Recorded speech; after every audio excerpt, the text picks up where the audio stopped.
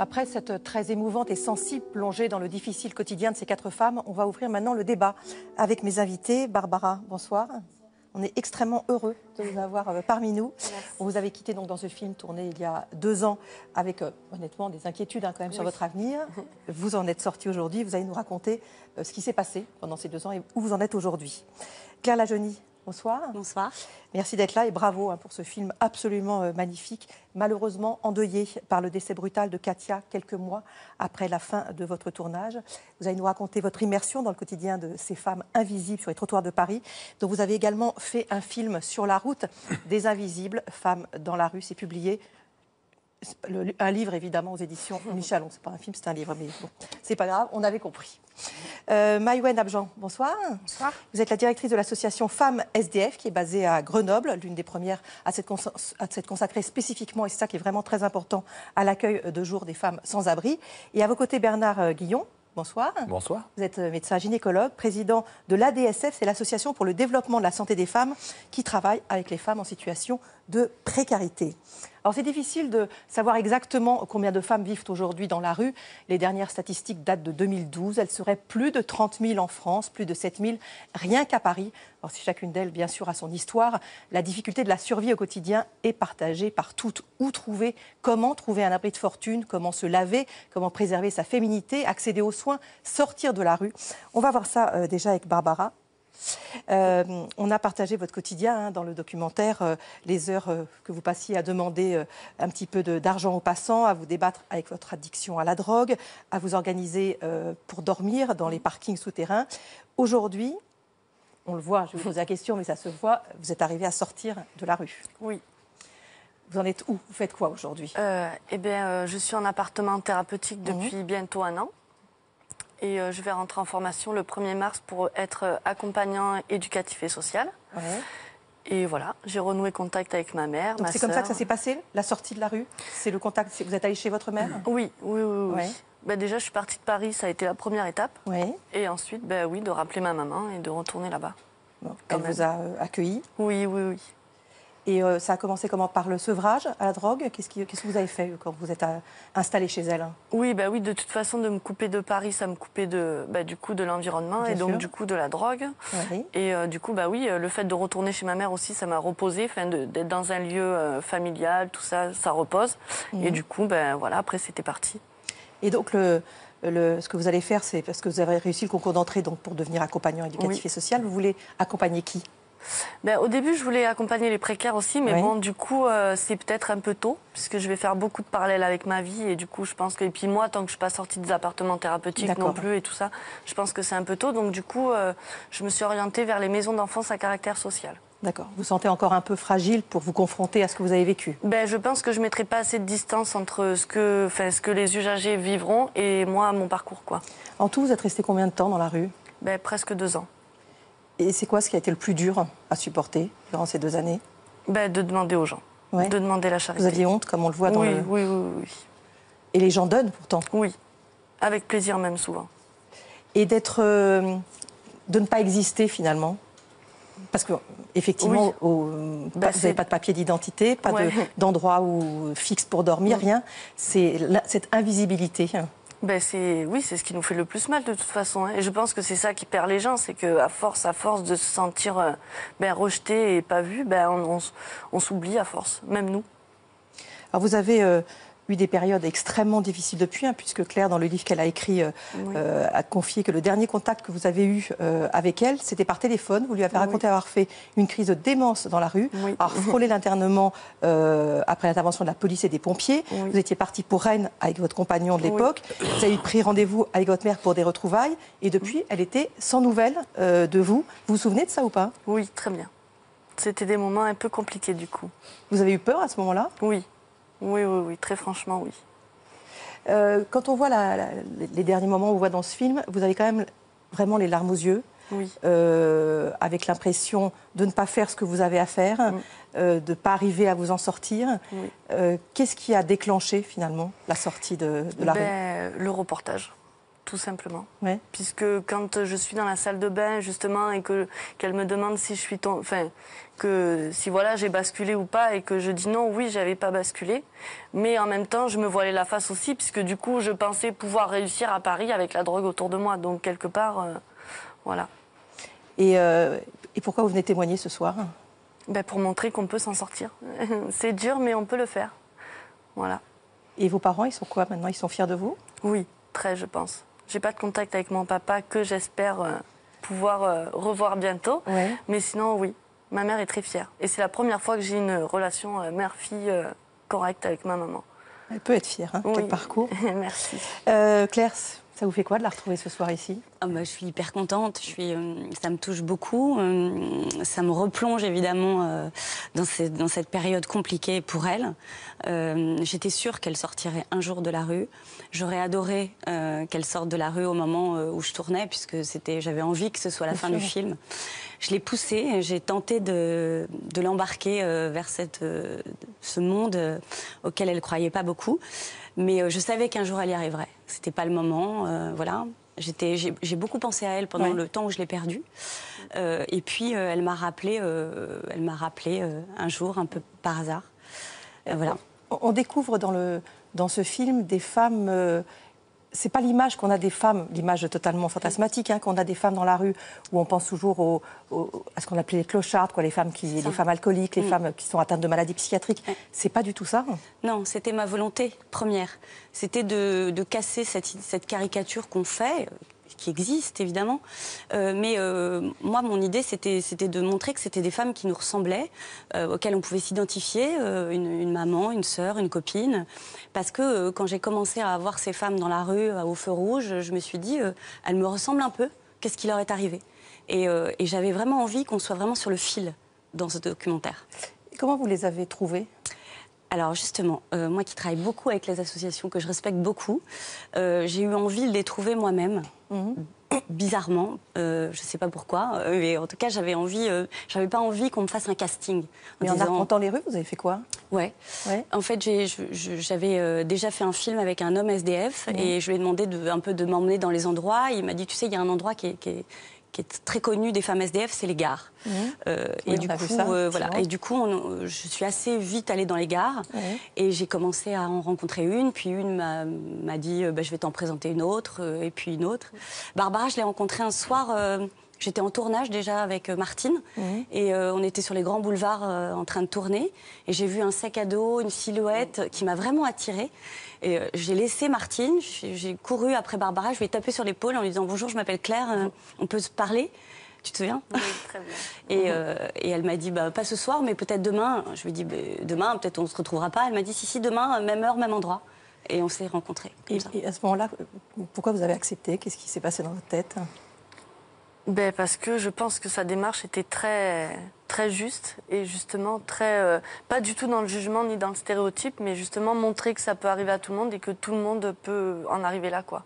Mais justement, vous le dites, vous aviez honte de mendier, honte de demander, et là vous vous exposiez. Oui, je sais, oui, c'est vrai. Je sais pas, j'avais envie de partager ça avec les gens, quoi. Voilà. Merci en tout cas. C'est gentil. Maïwenn Abjan, vous dirigez une association, donc j'ai dit créée il y a 15 ans. C'est l'une des premières à s'être consacrée spécifiquement aux femmes qui vivent dans la rue, avec notamment un lieu d'accueil de jour pour les femmes et uniquement pour les femmes. C'est vrai ce que je disais, on a les femmes qu'on a rencontrées dans ce documentaire, c'est pas l'image des femmes. On n'imagine pas que ces femmes puissent être dans la rue. On n'arrive pas à se projeter comme ça. Oui. C'est vrai que c'est ce qui est intéressant dans le film, c'est que les femmes qu'on voit ressemblent pas aux préjugés qu'on a justement sur les femmes SDF. Elles ont tout âge et elles se retrouvent à la rue pour diverses raisons, mais elles représentent un peu toutes les femmes que nous on rencontre à l'association. Et parmi ces femmes que vous rencontrez à l'association, est-ce qu'elles sont nombreuses à arriver à sortir de la rue? Alors, c'est tout un chemin.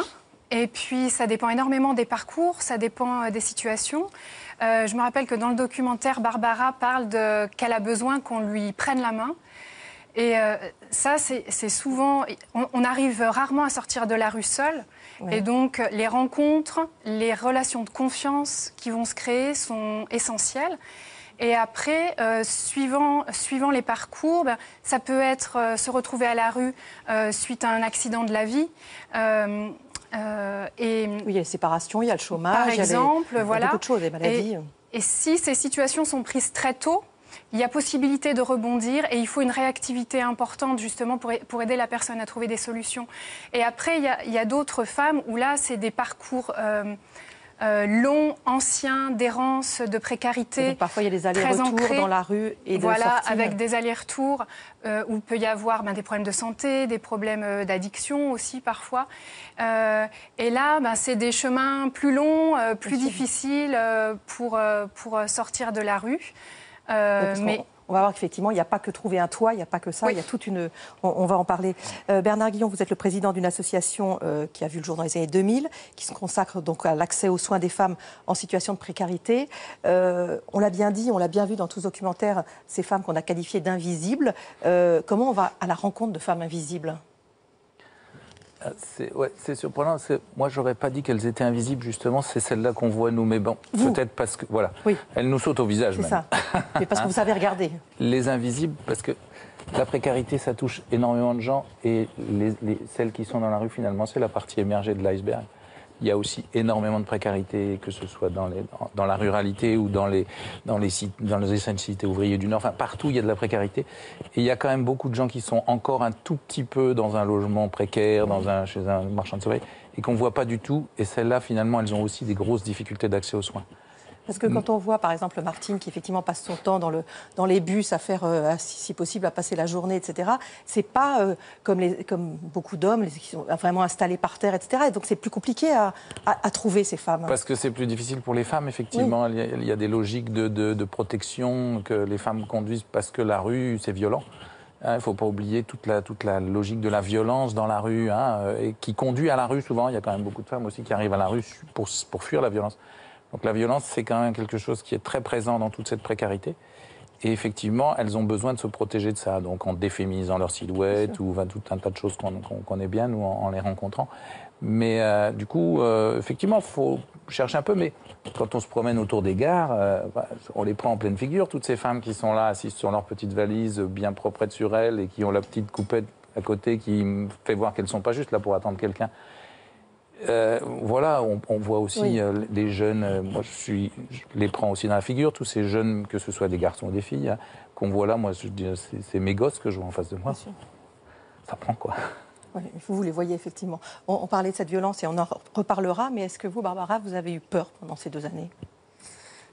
Je ne sais pas si c'est mon caractère qui fait que je n'ai pas autant ressenti la peur, mais après, moi, pas vraiment. Enfin, il m'est rien arrivé de dramatique qui fait que j'ai eu peur. Après, je me suis pas mis en danger. Je me suis pas mis en danger tout simplement. Quoi. Mais le chien que vous l'avez pris pour vous, que vous aviez là. Non, je l'avais avant. Ah d'accord, c'était pas pour vous protéger, c'était pas pour. Et elle ne protège absolument rien. D'accord. En passant. D'accord, on se dit que c'est effectivement une protection. Mais... Oui, juste visible quoi. D'accord. C'est une impression. Ouais. Pour poursuivre notre débat, on va voir un extrait du documentaire Myriam et Martine qui tentent de trouver un hébergement d'urgence pour la nuit, pour échapper au froid, qui appellent le 115, le numéro du SAMU social. Elles sont épuisées. La nuit précédente, c'est dans les bus qui circulent sans cesse de nuit qu'elles ont trouvé refuge pour dormir. Écoutez-les. Oui, allô ?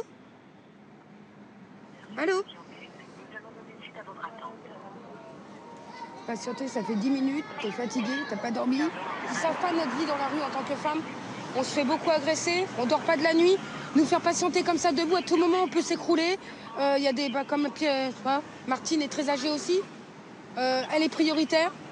Et ils donnent pas la priorité. Je sais pas comment fonctionne leur place d'hébergement. C'est un vrai cinéma de dingue, hein. Quand on a besoin de se reposer, c'est dur. Hein. Oui, allô, madame ? Bonjour madame, j'appelle pour une petite dame qui cherche un hébergement pour ce soir, parce qu'elle a perdu son portable. Alors là, je vais vous expliquer, en fait, on a des places à 19h15 et pas avant. Donc là, j'ai aucune disponibilité tout de suite. Donc est-ce que vous pouvez essayer de rappeler d'ici 5 minutes ? D'accord ?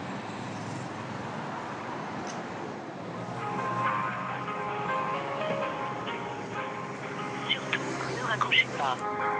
Bonjour. Compte tenu du nombre d'appels importants, toutes nos lignes sont momentanément occupées. Laisse tomber, va, laisse tomber. On passe son temps à les appeler, on fait rien du tout. Alors, on n'a jamais de réponse. Vous appelez le matin, il faut attendre le soir pour les appeler. Vous les appelez à 7h, il n'y a pas de place. Vous les appelez à 10h, ils ne savent pas.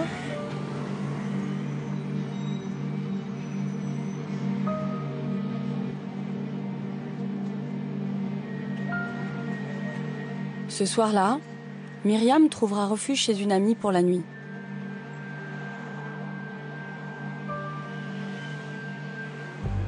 Martine, elle, rejoint Sven, un SDF danois, à la gare Montparnasse.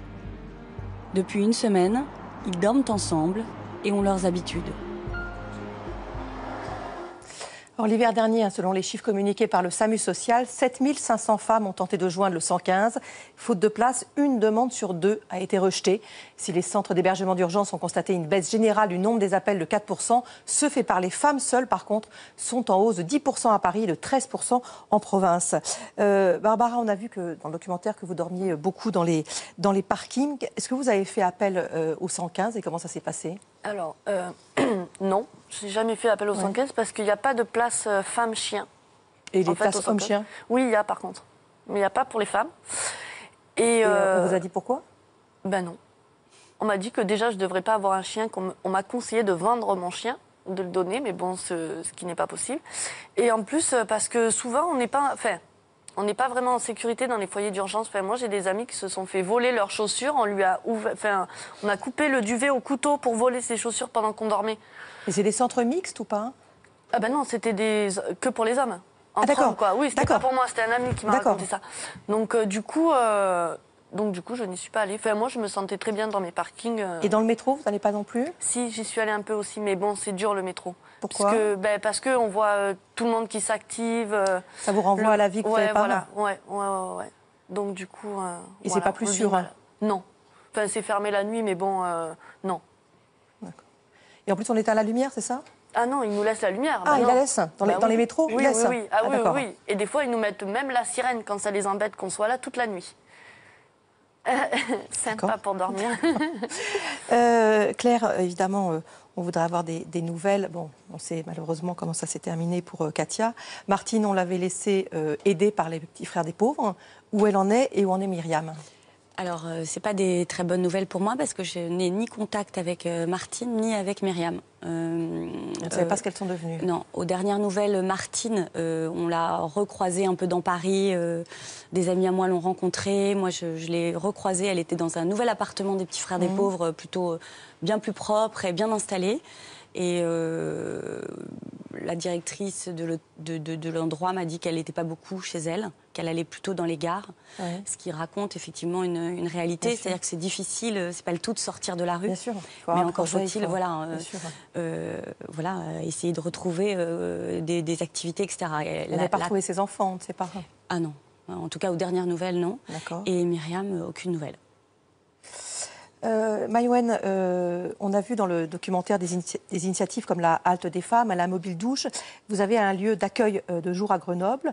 Les femmes qui viennent chez vous, c'est pourquoi ? C'est pour d'abord et avant tout échapper aux nuits, passer dehors ou pas ? Les femmes qui viennent chez nous, elles viennent avant tout pour pouvoir se poser quelque part dans un lieu où elles se sentent en sécurité. Il y a beaucoup qui parlent de la peur, justement, pendant la nuit. Il y a beaucoup aussi qui nous disent qu'elles marchent sans cesse pendant la nuit pour pas se faire identifier justement comme étant une femme SDF. Donc il y a un épuisement, une grande fatigue. Donc elles viennent avant tout pour pouvoir se poser, en dehors aussi des violences hommes-femmes de la rue qui peuvent être vous voyez souvent, très dures, voilà, dont certaines nous parlent. Donc elles viennent pour se poser avant tout et après justement avec ce à quoi elles ont accès là-bas, c'est-à-dire un repas partagé, des douches, une salle de bain aussi, des temps pour pouvoir se donner du soin, s'accorder de l'attention, du bien-être, des choses autour de l'image de soi, de l'estime de soi, ça peut donner justement, ça peut amener vers autre chose, ça peut créer du lien, ça peut créer de l'échange, et puis du coup, ça peut permettre de parler avec la personne de sa situation et d'essayer avec elle de trouver des solutions. L'extrait qu'on a vu, là, il montre vraiment la violence du système aussi, quand même. La violence du système où les femmes appellent une fois, on ne sait pas, on leur dit de rappeler et puis finalement elles n'arrivent jamais à avoir à nouveau le 115. Donc la violence du système, aussi l'incompréhension par rapport, une opacité pour comprendre comment sont attribuées les places, etc. Et puis nous, au 115 de l'Isère, il y a quand même 98% de non-réponse depuis plusieurs années maintenant. Donc c'est un système qui est complètement embolisé, qui ne permet plus à des femmes, par exemple comme Martine, qui sont épuisées et qui ont vraiment besoin de se reposer. Donc vous les voyez quand même dormir dans votre Oui, centre, nous on a une pièce pour que les femmes puissent se reposer en journée. Et justement, les femmes qui sont à la rue, souvent dorment par épuisement pendant la journée. De marcher dans la rue. Ouais. Bernard Guillon, sur le plan de la santé, les principaux problèmes auxquels ces femmes sont confrontées, c'est quoi? Il y a tous les problèmes que les femmes rencontrent, mais qui ne sont pas pris en charge, en fait. Le problème, c'est l'accès principalement aux soins. L'accès aux soins qui est rendu difficile par la temporalité qui est différente quand on est dans la rue et qui ne s'adapte pas à la temporalité de l'offre de soins, parce qu'une offre de soins pour les gens dans situation précaire, il y en a une, il y a les passes, il y a éventuellement... Mais c'est des horaires qui sont assez stricts. Et prendre un rendez-vous quand vous êtes dans la rue, c'est pas forcément facile. Il faut y aller, c'est compliqué. Et puis, aller au rendez-vous, c'est pas forcément facile. Nous, c'est ce qu'on fait donc, dans nos maraudes, d'aller au-devant de ces femmes pour voir avec elles quels sont leurs besoins et leur trouver une solution dans l'offre de soins. Mais plus ça va, plus on les accompagne dans les rendez-vous qu'on prend pour elles, parce que la médiation est importante et que quand vous arrivez un peu en retard, on vous ferme souvent la porte au nez. Donc si nous, en tant que bénévoles, on est là, on peut adoucir un peu les liens, les relations et les angles, et donc faciliter l'accès aux soins. C'est vraiment parce que les femmes dans la rue, nous, on travaille avec des consultations de précarité depuis très longtemps. On n'a pas constaté des pathologies extraordinairement différentes. Des pathologies quand même liées à la précarité, liées à la précarité, on va trouver des pathologies liées à la précarité sur la grossesse, mais c'est plus par non-suivi ou mauvais suivi médical. Effectivement, on fait par exemple du dépistage du cancer du col dans nos maraudes. Si on n'a pas été dépisté, on peut mourir de son cancer du col, alors que si on est dépisté, on ne va jamais en mourir. C'est quand même dommage. Et effectivement, quand on est dans la précarité, on va avoir moins accès à ces soins-là. La pathologie étant la même au départ. Hein. Mais c'est le problème de l'accès. L'accès est rendu difficile par plein de choses, par les moyens financiers, par la temporalité, par plein des réticences aussi, les réticences des soignants à accueillir des gens qui ne sont pas forcément très bons, qui ne sont pas forcément très propres, etc. Une méconnaissance aussi de la logique de ce que c'est que la précarité et des difficultés qu'on rencontre quand on est dans la précarité. Et les soignants ne sont pas forcément non plus très formés à ça et ils ont du mal à accueillir les gens. Il y a beaucoup de problèmes d'addiction à l'alcool ou moins que les hommes SDF? Alors, on avait fait une étude sur les femmes hébergées au SAMU social pour lequel on fait les consultations de gynéco au SAMU social à Paris. On n'avait pas le sentiment d'une grosse différence quand même. Oui. Hein. Non, ce qui était apparu, c'était toutes les problématiques spécifiques qui justifient qu'il y ait une approche spécifique pour les femmes. Hein. Il y a plein d'ONG qui considèrent que dans la précarité, dans les catastrophes naturelles, etc., les femmes sont des hommes comme les autres tout d'un coup. Elles ont juste besoin d'un toit, de nourriture, des soins de santé primaires, et puis ça suffit. La réalité, c'est que ce n'est pas vrai. Que même dans la précarité, l'INVS le disait, dans la précarité, les femmes ont encore moins accès aux soins que les hommes. Et que donc, il y a une réponse à adapter, une réponse spécifique. Il y a les problèmes spécifiques de la maternité qui font effectivement que ça, les hommes ne les auront pas. Donc, il faut quand même approcher cet aspect-là, mais pas seulement. Il y a des femmes qui accouchent dans la rue en France? Il y a encore des femmes qui accouchent dans la rue. Ce n'est pas très fréquent parce que malgré tout, les hôpitaux ouvrent la porte aux femmes qui viennent accoucher. Hein. Donc, il faut qu'elles aient vraiment pas le temps. C'est pas tellement accoucher, mais quand vous accouchez et que vous n'avez jamais vu personne, on avait fait une étude il y a pas mal d'années sur les maternités parisiennes, on avait pris simplement les statistiques, on avait vu qu'il y avait environ 1500 femmes qui accouchaient par an dans les maternités parisiennes sans avoir jamais vu personne pendant la grossesse. Ça, c'est un défaut de suivi qui va entraîner des pathologies l'aggravation de pathologie. Quand vous avez un diabète qui n'est pas suivi, vous avez une complication au moment de l'accouchement qui va être plus importante. Quand vous avez une hypertension qu'on ne va pas suivre, vous avez effectivement des complications plus importantes. Grossesse pas suivie, on a effectivement plus d'enfants hypotrophes, plus de prématurité. Mais c'est pas le problème, c'est le suivi. C'est le suivi qui n'est pas bon. Dans votre centre, Maïwenn, vous accueillez des femmes avec des bébés ? Oui, on accueille de plus en plus de femmes avec leurs enfants, donc des familles qui sont à la rue. Des familles d'origine étrangère et pour lesquelles on a aussi beaucoup de mal à trouver des solutions. Mais au départ, l'association, c'était vraiment créée pour les femmes isolées. Et en fait, depuis 2010, la situation a vraiment évolué. Il y a de plus en plus de femmes avec leurs enfants qui sont à la rue. Donc, nous, on s'est aussi adapté à ce besoin-là. Et donc, on accueille les femmes avec enfants, oui. On va y revenir. Pendant ces 2 années, en dehors de votre addiction à la drogue, vous avez eu des problèmes de santé que vous n'avez pas pu régler ? Non. Rien ? Non, je ne suis même pas tombée malade. Je ne crois même pas que j'ai chopé une gastro ou un truc comme ça, bizarrement. Oui. Et vous trouviez toujours de l'argent pour la drogue ? Oui. Mais parfois au détriment de la nourriture, au détriment de pouvoir éventuellement aller dans un hôtel nuit. Oui, j'aurais pu. Mais je ne l'ai pas fait.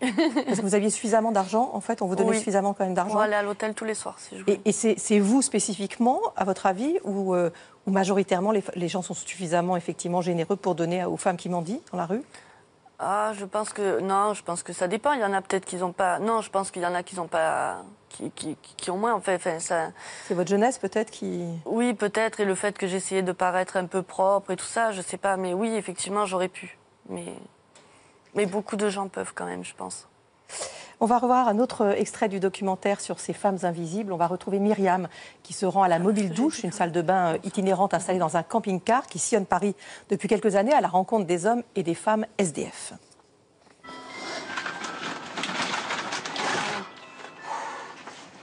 Le bien que ça fait.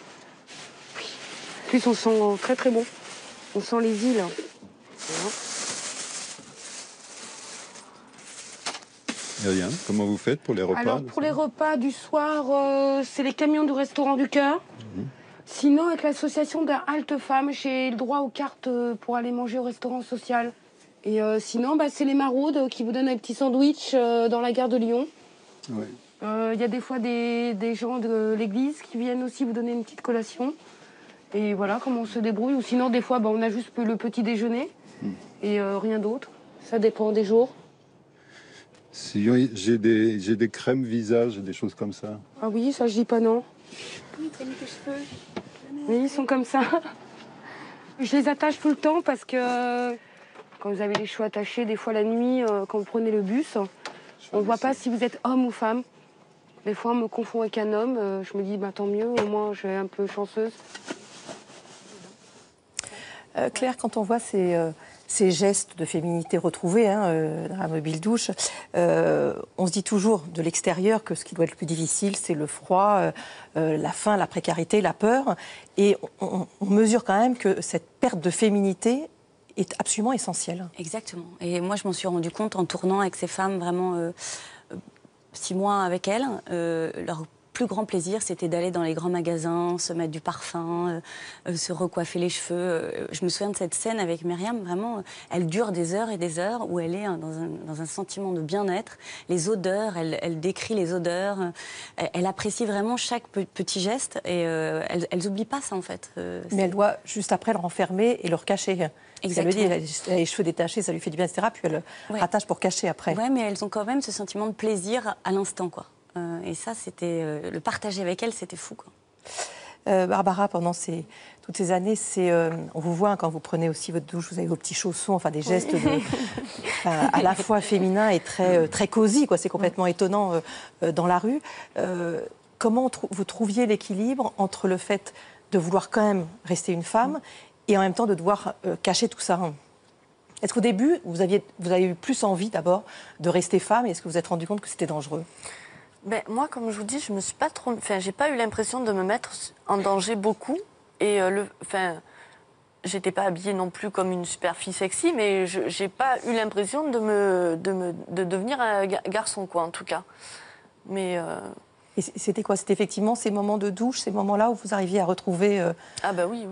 De toute façon, c'est le seul moment où on peut vraiment prendre soin de nous, en revanche. Elle se maquillait plus, elle le dit pas, mais elle adore le maquillage et elle se maquillait pas, par exemple. Oui. Comme le parfum d'ailleurs. Je ne me parfumais pas non plus. Et pourquoi? Si vous pouviez aller en grappiller quelque part, vous vouliez pas... Pour pas déranger. Enfin, moi, ça me gênait de rentrer juste pour aller me parfumer. Enfin, moi, je me sentais gênée, quoi, en tout cas, dans les magasins. Et est-ce que le retour chez votre mère, ça a été... On reprend vite les habitudes. Hein. C'est ça? Oui, L'explosion de féminité, de crème, exactement. de maquillage De crème, je suis pas trop crème, mais oui, le maquillage, même le fait de profiter de la douche, de se regarder dans la glace, de se trouver jolie. Ça revient vite. Oui, très. Maïwenn, ce qu'on a vu, l'oubli ou le masquage progressif de leur corps, c'est spécifique, ça, justement, à cette errance féminine? Oui, c'est accentué chez les femmes en errance, cet oubli du corps, cette négation même du corps, ce besoin de se cacher aussi, justement par protection. Oui, parce que Barbara Lee, elle a plutôt eu de la chance dans son malheur, de ne pas avoir eu très peur et de s'être sentie quand même malgré tout pas trop en danger. J'imagine qu'il y a quand même beaucoup de femmes qui sont agressées et donc ils doivent cacher au maximum. Oui, c'est ça, on le voit bien dans le film aussi avec Myriam, je crois, qui nous explique un peu avec son duvet tout l'accoutrement qu'elle doit faire pour être invisible, quoi. Donc c'est assez parlant là. Donc il y a des femmes qui vont être dans une masculinisation justement par protection, parce qu'elles sont aussi dans un monde d'hommes, majoritairement d'hommes. Et puis aussi, il y a des femmes qui vont faire très attention à leur apparence pour passer inaperçues et pour ne pas être identifiées comme des femmes à la rue. Donc nous, il y a des femmes qui viennent à l'association. En les voyant, personne ne pourrait penser qu'elles sont à la rue. Et pourtant, si. Donc il y a différentes stratégies aussi, suivant chacune. C'est-à-dire pour se protéger et pour être moins vulnérables, quoi. Qu'est-ce qu'elles peuvent faire, effectivement? Eh ben, comme je vous disais, des femmes qui vont faire toujours très attention à leur apparence, qui vont toujours être propres, être bien habillées, jamais s'arrêter aussi, donc marcher très régulièrement. Et puis il y en a d'autres qui vont se protéger plus en étant au milieu d'un groupe, en ayant la protection d'un compagnon, d'autres en se masculinisant et aussi en développant aussi une carapace de violence aussi, par protection. Donc il y a différentes... en fonction des personnes et en fonction des vécus, Oui. Moi, il y a quelque chose qui m'a surpris quand j'ai découvert cet univers, c'est que je pensais qu'entre femmes dans la rue, on était solidaires. Oui. On s'entraidait et on était plus fortes à plusieurs. Et en fait, j'ai réalisé qu'en fait, elles étaient très solitaires, volontairement. Et ça m'a beaucoup surpris parce que moi, j'imagine que quand on est plusieurs, on se sent plus fort. C'est un truc de base. Oui, c'est ce qu'on sent là, le moment entre Martine et mais c'est très rare. Un petit téléphone au SAMU. C'est très rare. Elles se sont croisées vraiment par hasard. On peut penser que c'est une scène qui a été créée, pas du tout. Elles se retrouvent, elles se connaissent des centres d'accueil de jour. Mais en fait, la plupart du temps, et surtout la nuit, elles sont toutes seules, quoi. Parce que justement, cette volonté de ne pas se faire repérer. Et du coup, quand on est toute seule, finalement, on peut se cacher plus facilement, on peut être plus discrète, etc. Ça m'a beaucoup surpris. Vous aviez des liens avec d'autres femmes dans la rue? Oui, mais je pense qu'en fait, comme on peut faire confiance à personne, on peut ne pas... Enfin, le manque de confiance, il est envers les hommes, mais il est aussi envers les femmes, en fait. Et du coup, le fait d'être toute seule, on s'occupe que de soi-même, et du coup, il y a moins de risques, en fait. Enfin, c'est l'impression qu'on a, quoi. Et les femmes que vous avez vues dans votre centre qui avaient pu être agressées, c'était plus effectivement des victimes de vol ou des victimes de violences sexuelles? C'est très souvent des vols, oui. Après, il y a eu aussi, des agressions sexuelles. Il y a une vulnérabilité et parfois l'isolement peut aussi être un danger. Donc c'est aussi, c'est aussi une protection, mais ça peut aussi être un danger. Oui. Et j'allais dire, je pense que c'est la force de caractère des gens qui change en fait. Peut-être que des gens qui ont un petit peu moins de caractère ou qui sont plus apeurés vont tendance à aller se cacher et à se refermer sur elles-mêmes, alors que d'autres peut-être ont plus de caractère ou du moins, et du coup se protègent différemment, quoi, en fait, avec d'autres choses. Vous n'avez jamais eu à vous défendre? Non. Je me suis pris trois fois un coup de poing et voilà, c'est tout. Mais j'encaisse quand même bonhomme, il paraît. Oui, d'accord. Donc, non, mais je veux dire, quand même parler d'agression. Oui, non, mais je trouve que c'est pas grand-chose par rapport à tout ce qui aurait pu m'arriver. Oui, certes. Enfin, bon. D'accord. Oui. Mais tu dis quand même dans le film que quand on fait trop confiance, on se met en danger. Et tu parles d'être souvent sur le qui-vive, d'être tout le temps sur le qui-vive. Il faut rester entre les deux, quoi. Ça n'a rien de trop. Parce que si on est trop une proie, les gens, ils le remarquent aussi. Enfin, ceux qui ont des mauvaises intentions le remarquent, en tout cas. Le prédateur a tendance quand même à repérer voilà, la personne un peu plus faible. Hein, oui, non, mais c'est pour ça. Dans toutes les stratégies de violence. Hein, quand même, je suis complètement d'accord. C'est vrai qu'on parle peu des violences, des agressions subies par ces femmes dans la rue. Ça reste tabou, il y en a.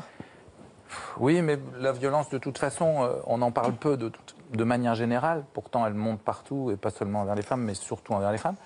Et nous, dans les patientes qu'on avait au SAMU social, donc hébergées au 115, on avait quand même 50% de femmes qui avaient été victimes de violences sexuelles. C'est quand même important, ça représente... Dans la rue ou avant? Avant, souvent. Ah ouais, voilà. Et ça se répète après, souvent, dans la rue. Oui, oui, non, la violence, c'est un gros problème. Et les femmes en parlent peu, mais de manière générale. Par contre, si on leur demande, elles en parlent. C'est vrai que nous, dans notre pratique quotidienne, où on est sensibilisés à ces questions de violence, on pose la question aux femmes, en consultation toute simple. Et en consultation tout venant d'un hôpital normal, on a 10% de femmes qui nous répondent qu'elles ont été victimes de violences.